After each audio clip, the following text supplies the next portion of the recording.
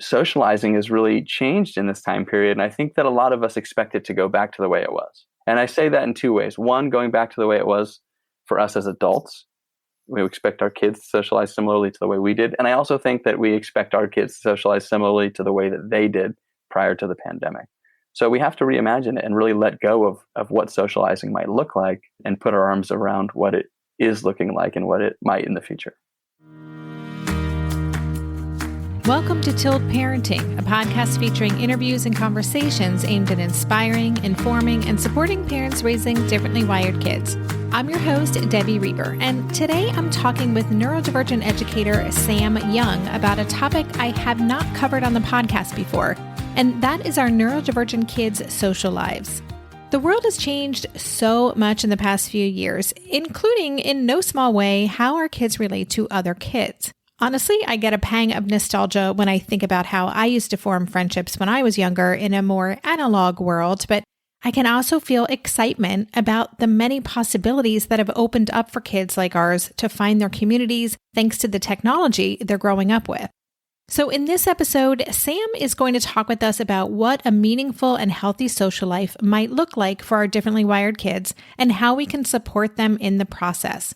We explored how online communities have impacted socializing for neurodivergent kids, how parents can support kids in developing the skills to help with social anxiety, key elements to look for in ideal social environments for our kids, and much more. And here's a little bit about Sam before we get started. Sam Young is a growth-minded neurodivergent educator who has ADHD, a two-time Fulbright Scholar, and director of Young Scholars Academy, a strength-based, talent-focused virtual enrichment center that supports twice exceptional, neurodivergent, and gifted students and their families. Before founding Young Scholars Academy, Sam taught in a variety of capacities, including nearly a decade at Bridges Academy, at an array of programs in the US, Europe, and Asia. Okay, and now here is my conversation with Sam.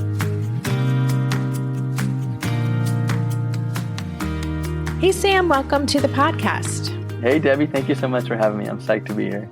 I'm looking forward to this conversation. Another topic that's new to the show, like I have not done an episode just about social lives of neurodivergent kids. I did a solo cast with Asher many, many years ago about Asher's social life. We were just in conversation, but this is an important topic for my listeners. For me, I'm really looking forward to getting into it. But before we get into our topic for today, can you just tell us about yourself? You have a really interesting background. Tell us a bit about your story and the work that you do in the world. Sure. I grew up on the East Coast originally and went through mostly the public school system, and at a very early age was identified in fourth grade with having ADHD. And then once again in high school and then once again in college. There were sort of three times when I would sort of check in and say, is this me? Yes, it is.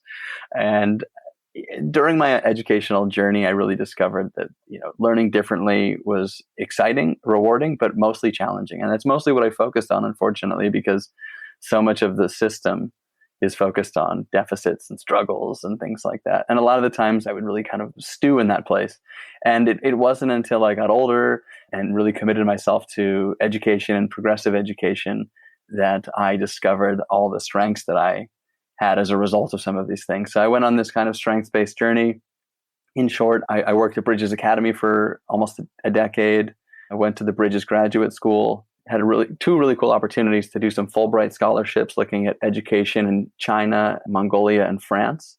And then during the pandemic, I decided I was going to take my progressive strengths-based education and take it to the world. And I founded a program called Young Scholars Academy, which is an enrichment program for twice exceptional, neurodivergent, and gifted students to take interest-based, passion-based classes.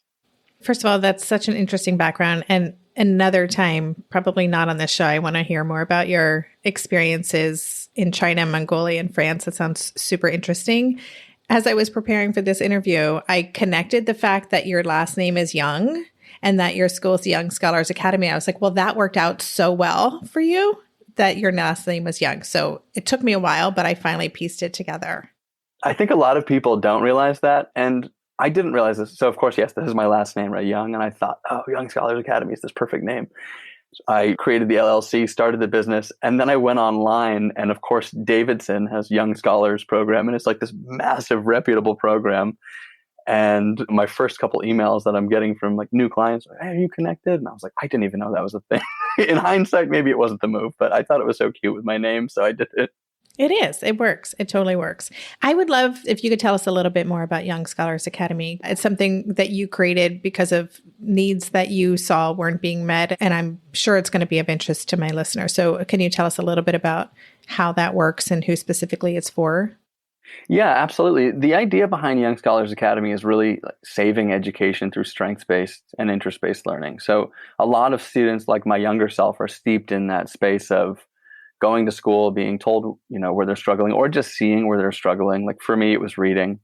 Anytime I had to read a book, I would get tripped up in the grammar and the syntax, and I couldn't see past certain things, and I'd get up and use the bathroom. I realized if I used the bathroom for 5 minutes in every class, I'd miss 40 minutes a day. So I became like the master at kind of finding little shortcuts through school. And I realized after being at Bridges for some time that what we were doing at Bridges was really special. And there needed to be a virtual version of that. There needed to be a space where students all over the world could come together. People were reaching out to me and saying very early on, hey, we live in Nevada. Hey, we live in Colorado. Is there a way that you can do this? And it became apparent that so many students are in places where they're struggling and not having their brilliant strengths, their curiosity, their imaginations put on display and celebrated. And B, age was holding a lot of people back. You have a kid at 10 years old who's graduate level rationale reasoning, should be in a speech and debate program developing those, but they're being held back because their age, they're struggling in math. There's all these other things that feel more urgent. So I realized I need to kind of take to the internet and build a program that's after school enrichment courses that offers courses unlike anywhere else that I could find for all different ages based on interest, passion, and strength. So for example, like cryptocurrency investing or entrepreneurship for 12-year-olds, things that are just, I didn't really find them. And I just decided, well, I'm just going to build them because I know this population, I know twice exceptional students so well, and I know that they'll thrive here. And then it just kind of started growing and people would ask for a class. And if I could get enough interest, I'd build it. And then now we have 8 different teachers. We're offering, I think, 34 classes a week. And it's wildly exciting. That is so cool. I'm having a little bit of, I don't know if it's FOMO because I can't do it now, but watching what is developed over the past 6-10 years. And I homeschooled my kid for 6 years. And gosh, what I wouldn't have done to have had access to the Young Scholars Academy back then, because there just wasn't that much available. And it is such a need, and it's a really unique niche for the work that you're doing. So that's really cool. I'm jealous of the kids who get to do it today, that my kid didn't get to do it. I get an email a day like that. And I had a mom reach out to me yesterday, actually. And she's like, I wish we found, her son's 14. I wish we found you sooner. And I was like, hey, it's not so late. Like 3 hours ago, I got an email from a mom whose kid is 24. And she was really bumming out. And so I feel fortunate that we're able to serve who we are. And I do, though, Debbie, think about how I can serve families like yours too, whether it's connecting and supporting parents. And also, we ran a pilot program this year for supporting kids in college, helping twice exceptional students come together and just have a space to check in and talk about the things that are working, things that aren't working well, build executive function systems and support them. All right, we'll keep talking about that down the road. Okay, so let's get to our topic for today.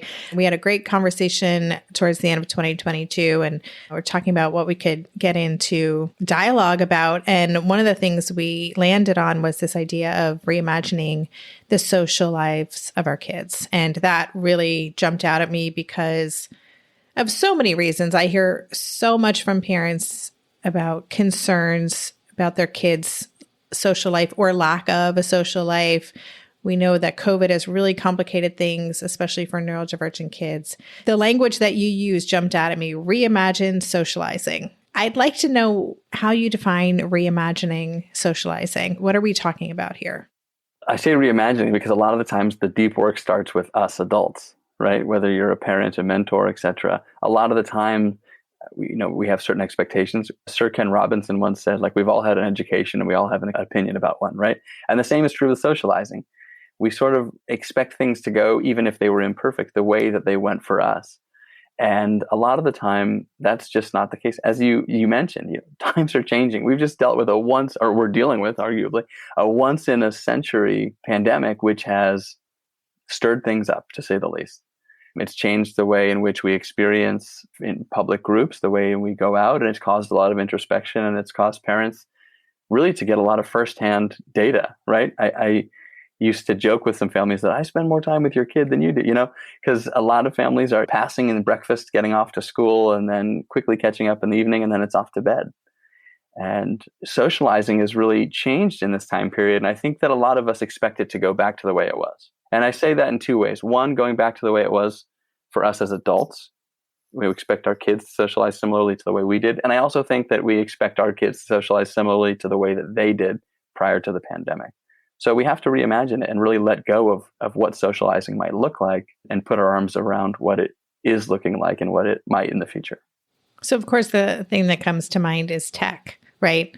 That our kids' social lives are frequently, sometimes only online, which I think can be a really hard thing for a lot of parents to accept or understand. And this is something I think a lot about, this idea that, as you said, we're expecting things to look a certain way and they don't. And there's a real big resistance among parents to lean into the reality of our kids' relationship with technology, the fact that a lot of their relationships are online. And there's something about it that I know for me and many people I've talked to, I'm over this now, but there's a sense that this is wrong. Like, this is unhealthy. This is wrong. It's problematic. It's not genuine connection. It's really setting my kid up to not have any meaningful relationships. So let's address tech and online socialization. What would you say to the state of our kids' social lives being online and to people who are really struggling with that? Yeah, it's a really interesting conversation. And it starts exactly the way you're framing it, is that so many of our young people, they're building worlds online. And much like the daydreamers in our spaces, a lot of the conversations happening in their heads are way more exciting than the ones happening in the classroom or other places, so that they might space out.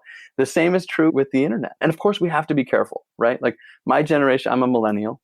We're the last generation that grew into tech, but not up with tech, right? So I remember, pre-internet, right? But these younger generations don't have that. And so parents are right to be concerned, because let's face it, humans are dopamine chasers, right? Especially those with ADHD brains who are moving towards pleasure and away from pain. And when you have a brain that wants quick information, the internet can give you that. If ChatGPT shows us anything right now, this is one of the AI conversations that we can get real quick information and we can get that dopamine hit right away and we can keep getting it. I don't discount tech addiction. I think parents should be on the lookout for it. But what I say, and when I go back to kind of your earlier question about reimagining, if you write down what you want your child to be doing and let go of how it comes to pass, we have to candidly ask ourselves, is that happening on the internet? Do you hear your child connecting with friends, sharing interests, giggling, building a community, maybe even leading a community? Maybe they're a Reddit moderator or they're on Discord and they have their own channel. And I don't believe that parents should make checklists for what they want out of their kids, by the way. But I say this as a thought exercise. If we write down what we want our students to be doing and we let go of how it comes to pass, they may very well be doing it playing World of Warcraft or some other game. And I think that that's a pretty amazing thing. Yeah, I agree. My kid sometimes after dinner will say, I'm going to watch a show with so-and-so. And this is a friend who lives across the country. And they just jump on together and they're watching the same series together and they'll just have it on and talk. It's just a different way of like going over to so-and-so's house and sitting in the basement and watching, in my case, it was HBO movies because I had the one friend who had HBO growing up. So it was very exciting. An important friend to have. It was a very important friend. Yeah. So I think, again, that can be confronting, but it is all of those things. It's a shared interest. It's social. It's laughing. It feels good. It feels like you're hanging out with a friend. And you are. I like this idea of really examining what are the things that we hope for our kids in terms of connecting and having relationships with other peers, and how are those needs being met through technology. So that's really interesting. I remember when the movie Steven Spielberg's Ready Player One came out, or if people read the book, I remember thinking, a lot of what our students are doing, a lot of what our young people are doing right now may be closer to what the future might look like. So we're holding on to this past of what socializing used to look like. You call someone on their house phone, you ride your bicycle over to their house, right? And hopefully you live near cool people because you're only allowed to ride your bicycle so far. But now young people can pick where they want to be. And they can pick how they connect, right? So it used to be you hoped that you were in a good zip code with cool people and you could develop your interests together. Now kids are developing their interests way faster. Okay, they can take free online courses. They're reading books at a very young age. They're going deep, deep, deep into Wikipedia and Reddit holes. And then they're finding people who have the similar interests, right? It's almost like an accelerated life. If you think about what we do as adults, maybe we go to school, we go to graduate school, maybe we connect around our profession, and we ultimately build friendships, or maybe in college. A lot of our differently wired, twice exceptional, gifted students, they're really doing that at an early age. And the only thing that we maybe need to be careful of is, of course, the asynchrony around that, right? That intellectually they're connecting on this deep level, but then there's also some of the dangers of the internet and things like that. And so it's important, I think, to involve our kids in the process and support them in the process. But again, I keep going back to this idea of letting go, right? Again, Ready Player One, or thinking about the billions of dollars that are being spent right now with the metaverse. Like what our students are doing may be closer to socializing in 10 years than what you and I did growing up. Yeah, right before you said that, I wrote down letting go of our idea of what this can and should look like. And as you were talking about biking to your friend's house, that was certainly my childhood. And I know for my kid, watching Stranger Things was a great experience and also like a sad experience, because I think there are a lot of kids who long for that. Like, I wish I could just jump on a bike and go to a friend's house and play D&D in the basement. And that was really all there was. You work with a lot of kids. What do you find among the students that you work with in terms of their expectations or desires about what their social lives would look like? I think especially with a lot of asynchronous kiddos, right? They have this high intelligence, which makes them aware of oftentimes their whole selves, right? And a lot of times the energy is focused on their challenges and their struggles, right? Especially with our twice exceptional students, right? You have this on both ends of the bell curve. So on the one end, you have the strengths, and on the other end, you have the struggles. And I think a lot of our students have this higher elevation, almost dangerously high at times, right? They feel these deep feelings. They get really excited. I mean, a younger person who might ride a bike to another friend's house isn't aware of the weight of climate change, right? Or isn't freaking out about what the future might look like as water temperatures and water levels rise. A twice exceptional or differently wired student it may have that weight on them. So there's a multitude of different factors at play. I think that they're feeling big feelings, and they may be frustrated with any barriers that might stand in the way. They might want to connect. I was working with one of my kiddos yesterday, and we had this plan for this work, and we went on a total different direction. It was explaining the evolution of D&D and how it's changed from the 5th generation beyond, and if it's good or bad. And I asked him at the end, I said, I had this whole lesson planned, but I threw it away. I want to know how you feel right now. And he said, well, what do you mean? I said, how do you feel? You seem in great spirits. I couldn't even interrupt you if I tried for the last 15 minutes. And he said, well, of course I feel good. I've been talking about my interests for 15 minutes. And so there's this self-awareness. He went where I was leading him, and he beat me to the punch. And I think that a lot of our students, they might know that, but then they might struggle. And I said, well, how can we get more of that in your life? And he said, well, I don't know how to ask people questions when I want to connect with them. And it was just such a perfect case study of someone who knows exactly what he likes. He knows exactly what he's looking for. And he's aware of the fact that it's really difficult for him. And that's really the catalyst for why I created like our program, is because a lot of our students need that kind of scaffolding, right? They need an environment with expectations, with flexible expectations, but sometimes with roles, with moderators, right? Because that allows them to socialize in a certain way. So I think it's really difficult for our students because they're aware of what they want to be doing. They're aware of the fact that they may not be doing it, and they're aware of everything else happening in the world. We'll be right back after this quick break. Maybe I've watched too many seasons of The Amazing Race, but every time I have to go somewhere on the subway, I treat it like a competition. It's all about making the right gut decisions about which route will get me there the fastest. Sometimes those decisions get me where I'm going early, and other times my gambles don't really pay off. Probiotics can't help with most gut decisions, but if your gut needs a little support, Ritual has your back. Their Synbiotic Plus, a 3-in-1 supplement, has clinically studied prebiotics, probiotics, and a postbiotic to support a balanced gut microbiome.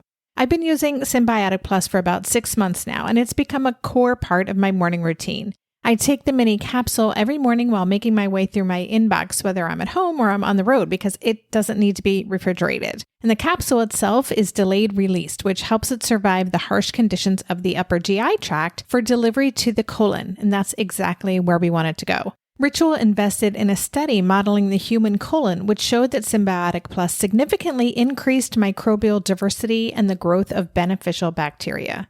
There's no more shame in your gut game. Synbiotic Plus and Ritual are here to celebrate, not hide your insides. Get 25% off your first month for a limited time at ritual.com/tilt. Start Ritual or add Synbiotic Plus to your subscription today. That's ritual.com/tilt for 25% off. During this month of planning and organization for big transitions, rhythms and routines have been absolutely essential for our physical and emotional well-being. So Green Chef nights are reliably and predictably a good night. We know the ingredients will be fresh and prepped, the instructions easy to follow, and the meal delicious. We're all still talking about last week's turkey tacos with mango chimichurri sauce, refried beans, and Monterey Jack cheese.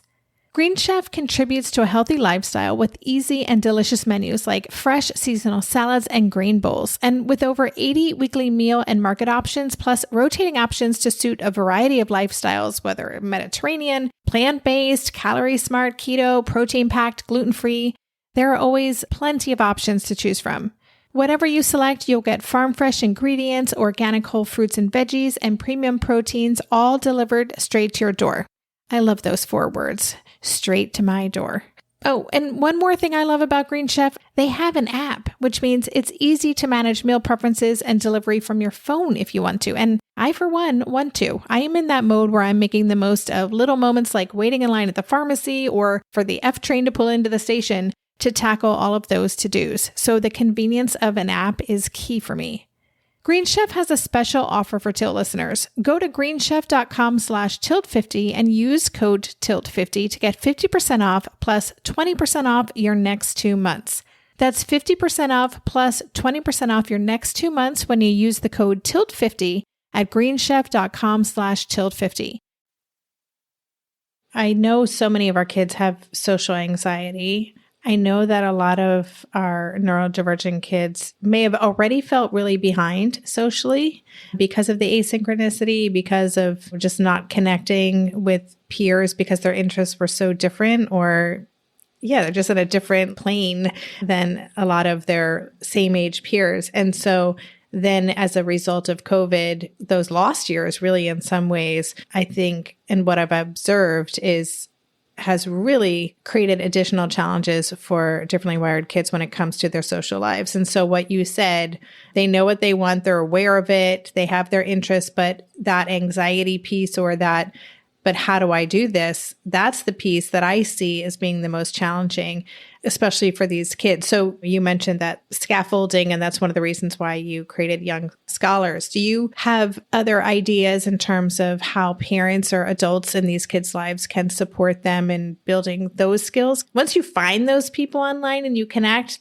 it's all good. But sometimes that initial, like, how do I get started, can be really paralyzing. I think it's incredibly difficult to do that, right? And there's a lot of trial and error that happens. And sometimes there's trauma around that trial and error, right? Families have different experiences. I talk to a lot of families who say, I wish we never tried this. And, oh, that was a nightmare program, but you just have to sign up. And especially families who homeschool or school at home, there's a lot of just kind of whack-a-mole. If something pops up, let's check it out. The things that I always look for are the big 4 that Susan Baum planted firmly in my head in grad school, which are strength-based, talent-focused. Can you find more spaces where your student is having room to explore their strengths, where they can really operate at a higher level? Because that's where the feel goods are. Then they can connect with like-minded kids around those, right? Can we kind of self-select? My kid's obsessed with finance. Let's put them in a crypto class.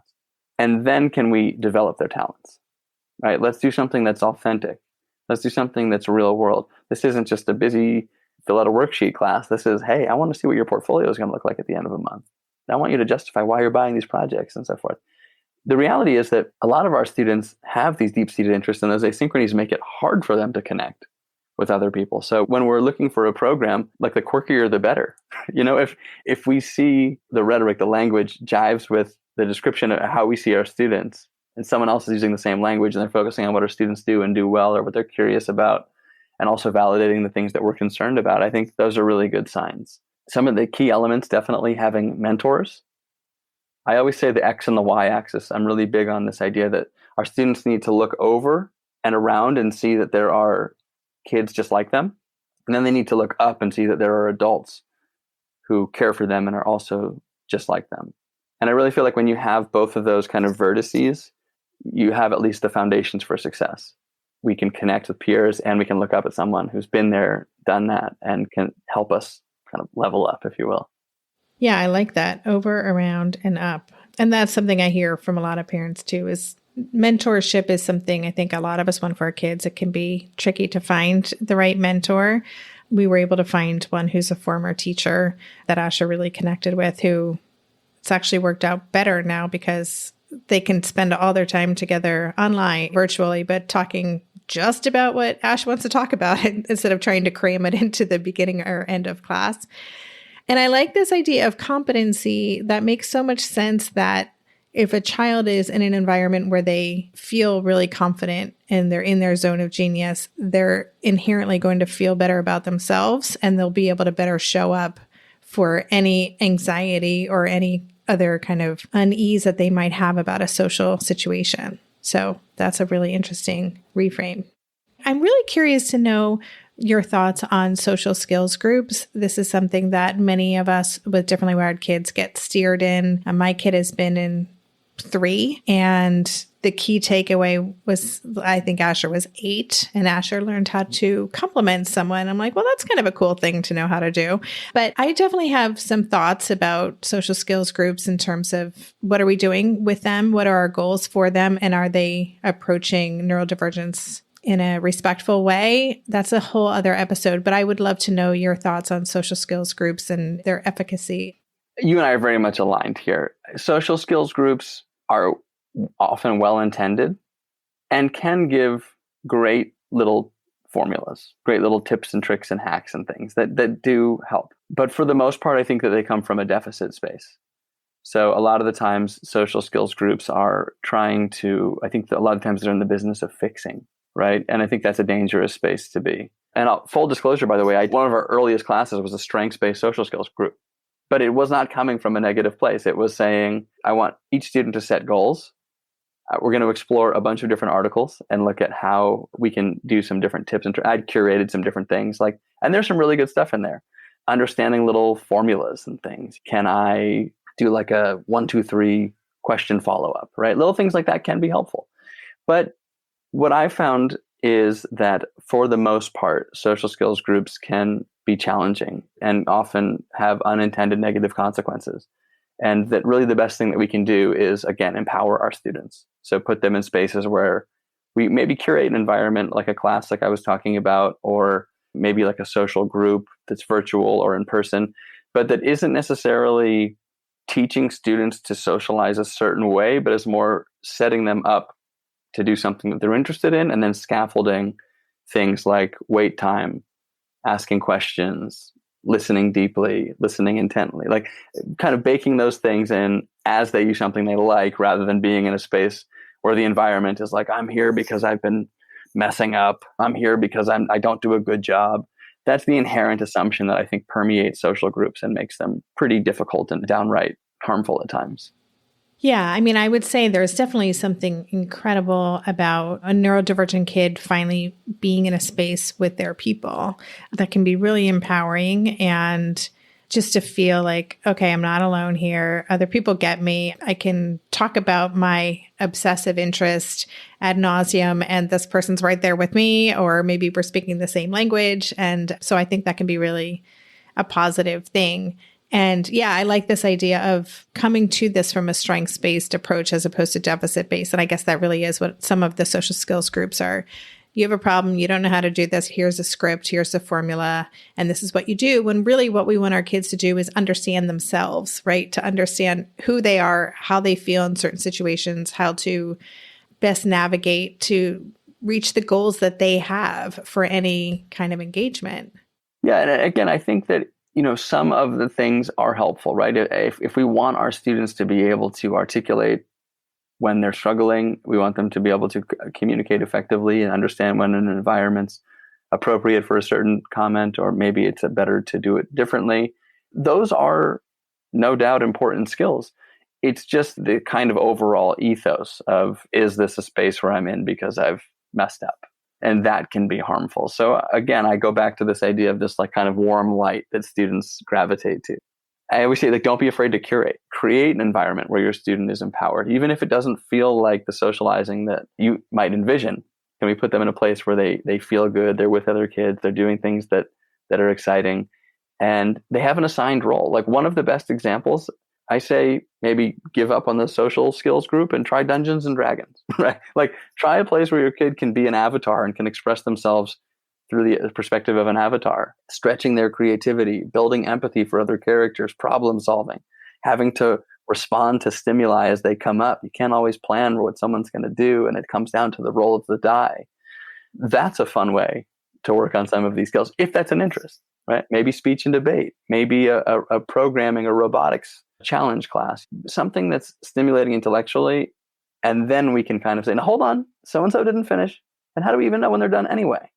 What's a better way we can find out? Maybe we should take a pause here.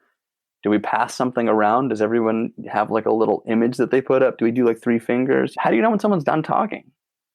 And different things like that can be baked in. I do that in speech and debate a lot. And we'll talk about, have you ever watched a talk show? And I might play a clip of a talk show. Someone starts a word that they don't intend to finish, just to let everyone know they're in line to speak next. That kind of deliberate sharing. And then, hey, we're going to debate next week, so be ready, right? Oh, this is real. Okay, the butterflies and the excitement. But it's not like, hey, you're broken. It's like, what's your stance in the student congress going to be? Because we're talking about environmental protection. And there's just a very different, I get goosebumps just talking about it right now. Yeah, that's really cool. Yeah, my differently wired husband got into acting at the end of high school and ended up majoring in theater in university, specifically because it was a way to really understand social engagement and social relationships and get to experiment with things in a safe way. It was a big part of his figuring out how to navigate the world with other people. It's huge. And one of our most popular classes is improv. It's exactly for that reason. It's the ability to let yourself go, slow your mind down a little bit and just be present and respond to prompts and be silly and have a good time. But again, it's all the things that we're talking about: turn taking, wait time, active listening. They're doing it in a role play and they're doing it in a safe way. And then they can replicate those things in real life as they get more confident. And what we've done too is, instead of social skills groups, we've created homeroom social clubs, we call them, which are exactly what I was describing. It's kind of a moderated space. We can do like icebreaker games, check-in, show and tells, like museum nights. And then the students go into breakout rooms and Zoom. So they've got like kind of a prompt, pick a photo that represents one of your happiest moments. And then they go into rooms of like 2, and then they take turns sharing their photos, and the mentor pops around the different rooms. And we do that, and we give that class to everyone who signs up for our courses, because we're trying to build the community of a school, right? And the community of a school is often like the hallways, right? It's the banter, it's the homeroom, it's the things that happen in between and around academics a lot of the time. So yes, things like your husband did, acting, improv, debate, D&D, these are all great places where you can learn the skills, but then having a place to apply them that's safe, moderated by like a neurodivergent mentor, and just kind of goofy, is like this real great application that a lot of our kids really thrive with. Yeah, that's really cool. We talked in the beginning about reimagining socializing, why it's so important in the first place, and what parents may have to really do their own work around. We talked a lot about technology, and I do think that is probably one of the biggest things. Are there any other expectations that parents have that you commonly see? I know it can be really related to their own childhood, but any kind of bigger expectations that tend to get in the way of them leaning into a new way for our kids to be social? One of the things that I say that there are three kinds of parent groups. One are parents who are maybe very much, apple meat tree, right? They're very much like their kiddo, and their child's journey could be traumatic for them. And they might attempt to really be hands-on in the way that they either avoid and work around something or try to fix something. So group one is kind of like, this hits close to home. Group two is sort of the, I can't relate. These things were very different for me. They were easy for me. We sort of compare ourselves and we struggle to connect to our students, our child's struggles. And then the third one is the group who's kind of paralyzed, where they're getting a lot of information. They don't know what to do. How much is too much? I don't want to be doing everything, but if I do nothing, it seems bad too. And so I think one space is, again, going back to what you said about like kind of the deep work. It's just sort of reflecting on, like, maybe do some journaling and some self-reflection. Like, where are you? What does your child's journey remind you of? What are they going through? What's happening? And then take account of the strengths of your own childhood. Even if there were difficulties, what were some things that were positive? What were some outcomes that were really special? That could be as an adult. It could be a connection you made in grad school, or it could be something you did in kindergarten. And then do the same, I would say, for and with your child. Can you reflect on what's going really well in your kiddo's life? And can you encourage your child to do the same? And then go to that space, create more of that.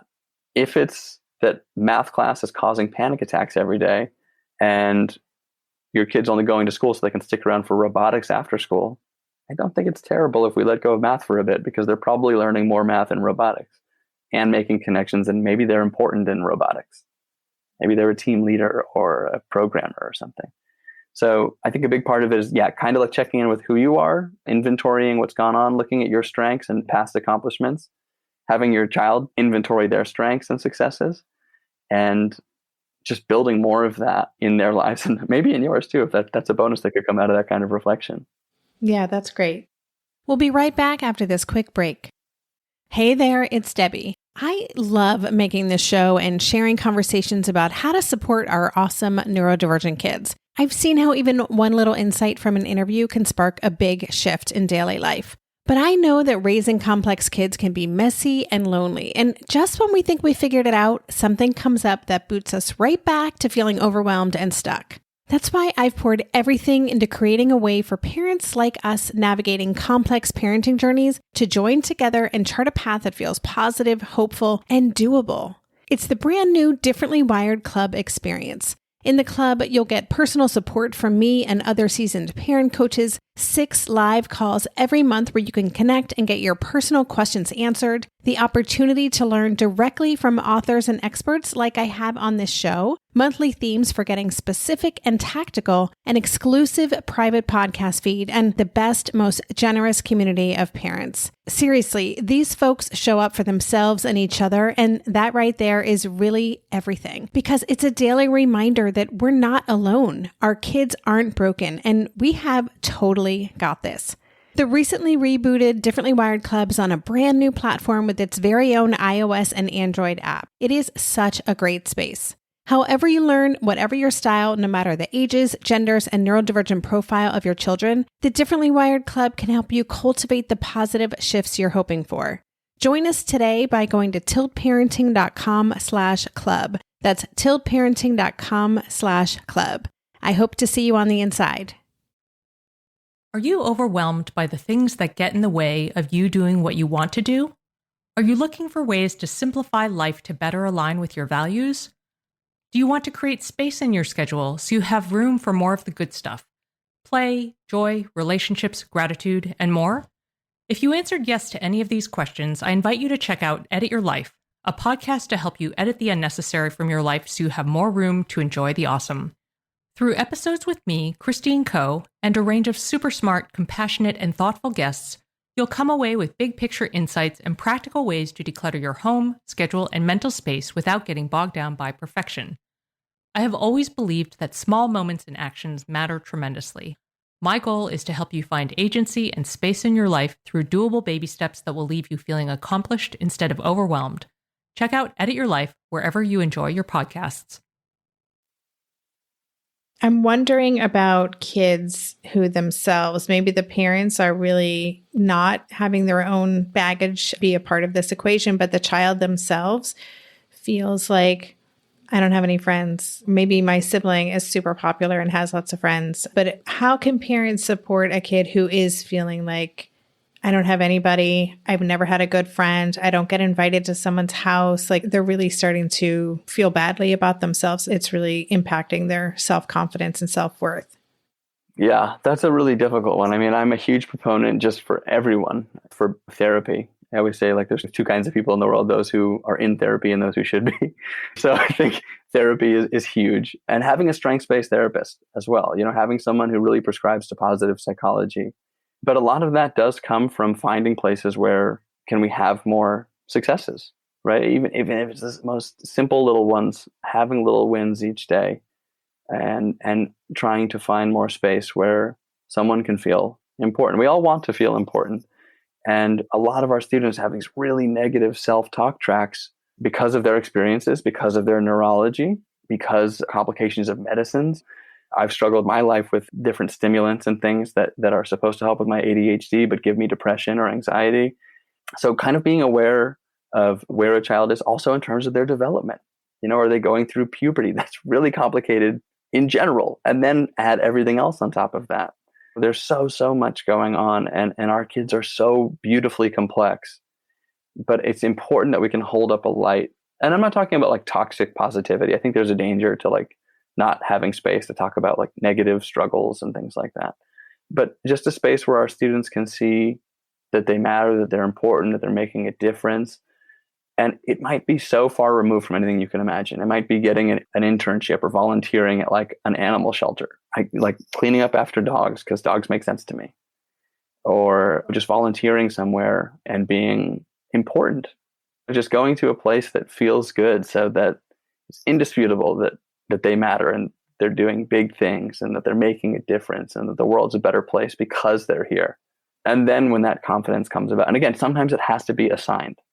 Okay, you're in a class, you have this role. Hey, I need you to be our scribe. Can you do that for me? It could be something as simple as that. Maybe someone does something with a family member. Maybe an aunt, uncle, family friend has like a business and there's room for a child to come in and help with web development. Something, where are their skills and then where's their in need? I often ask my seniors, we have a year-long course, Debbie, that's called Adulting and Thriving. And it takes kids and it gets them ready for gap years, college, etc. And one of the things that we do is we inventory our strengths, then we kind of scan for like gaps. And I think it's important that we start that at a really young age. A lot of our kids might feel really important by how can they leverage something that they understand and do well to help someone else out and can feel good about doing it. Yes, I like this idea of holding up a light and really the strengths-based approach, again, like helping our kids feel good and confident about other areas and knowing that's going to support their fledgling social lives. What I want to just add to that is the importance of keep trying. First of all, I think a lot of kids can have expectations that aren't really realistic for the world that we live in. If a kid has been standing on the outside looking in and thinking or assuming all my friends are doing this, they've got these close friends, they're on TikTok. And so if a neurodivergent kid or any kid isn't engaged in that, they might feel like everyone's moving on without them. And they make assumptions about what other people's social lives look like. I think that's something that we as parents can also help our kids have a realistic view of like, well, actually, it's kind of like me getting off Facebook over the holidays because I really was kind of done with all of the happy holiday photos because they were triggering me.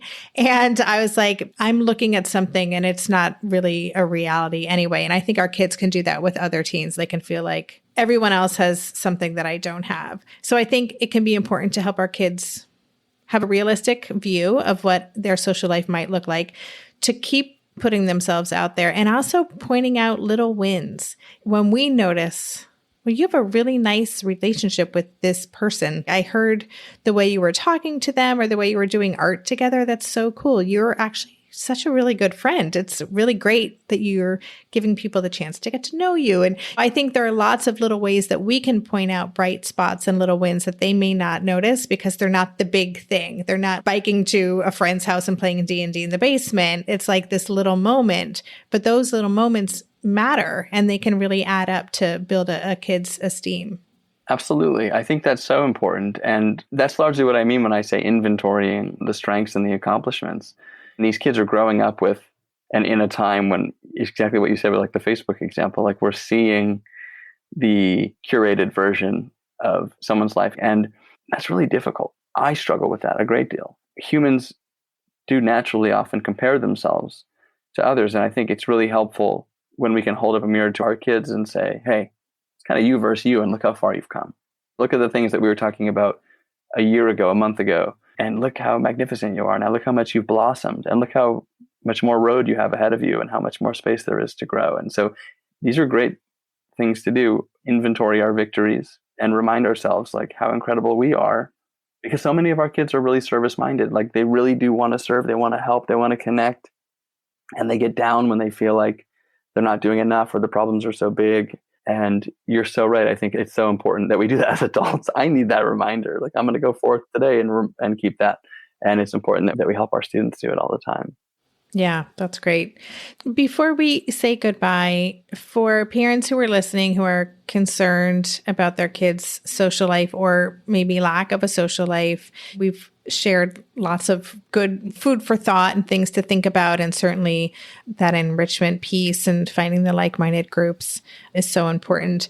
Is there kind of one key takeaway or something you'd want parents to really keep in mind or hold close to their heart as they're navigating this and maybe being really concerned about their kids? I think a big one is it's probably just sort of been omnipresent through everything that I've said, but it's focusing on strengths, focusing on the interests, focusing on the feel-goods, and maybe trying to build a bit of a moat, build the castle walls a little bit about a lot of the deficit-based language, because just taking kind of like a case study, like I have a student on our very first meeting together. I said, like, tell me what your day was like today. And he's like, well, I went to school, the whole day sucked.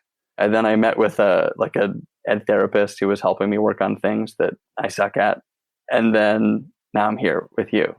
I was like, oof, what a terrible day. I was like, what have you done today to feel good about yourself? And I think that's just like a little slice of a pie. It comes from a good space, but so much of our teachers and our professionals and even our parents, they want to help and they go to the place where the deficit is, like a little hole in the ship, and they want to just plug it.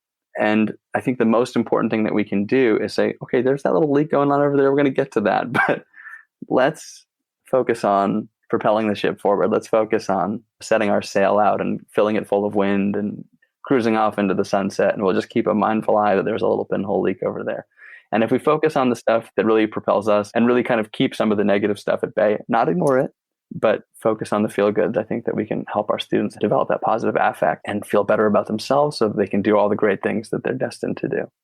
Yeah, I don't think we can hear that message enough, that reminder. Even hearing you restate that, and I talk about strengths-based stuff all the time, and I'm like, I could really focus on that more right now because having a kid who's a senior and there's a lot of moving pieces at the moment, it's hard not to focus on the things that aren't happening, but there's so much great stuff that's going on and it's really important. So thank you for that reminder to really follow the feel good and help our kids spend a lot of time in that zone.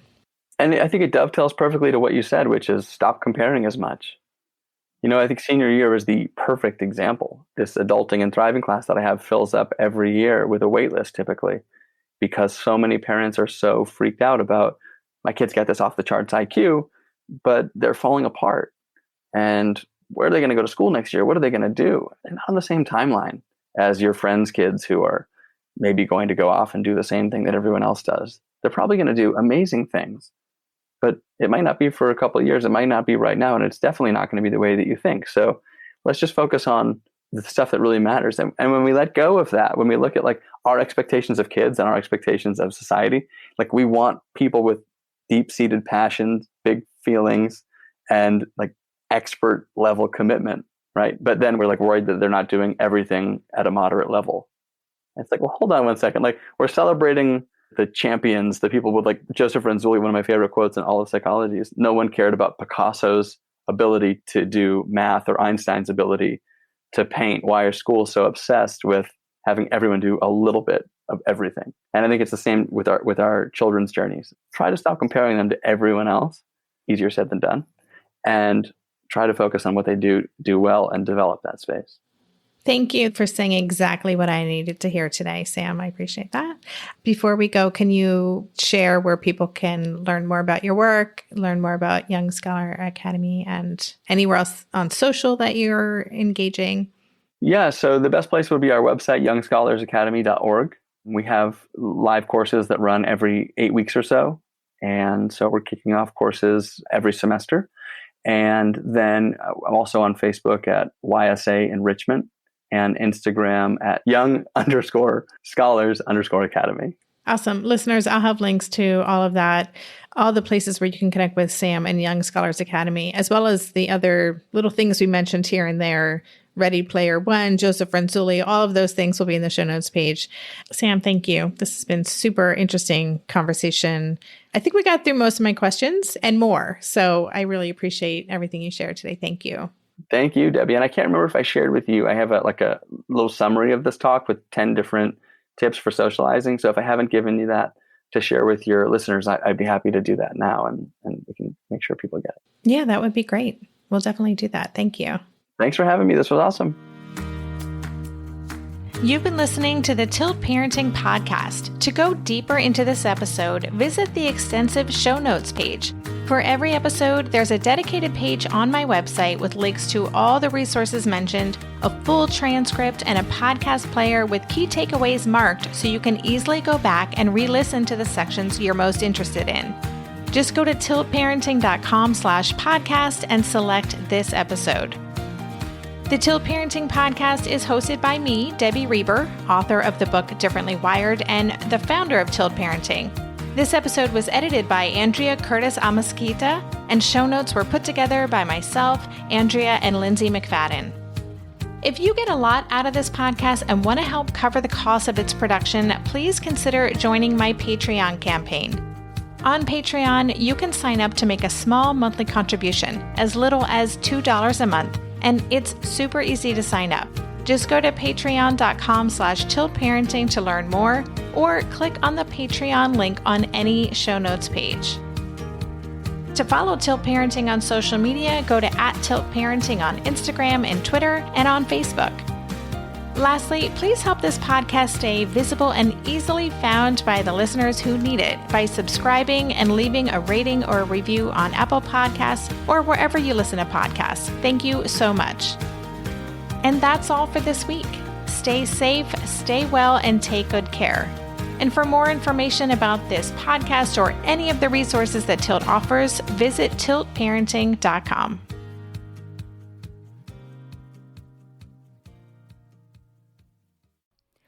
Hey, are you a parent of a teenager? Are you feeling overwhelmed about how to be what they need while also holding limits and boundaries that keep them safe?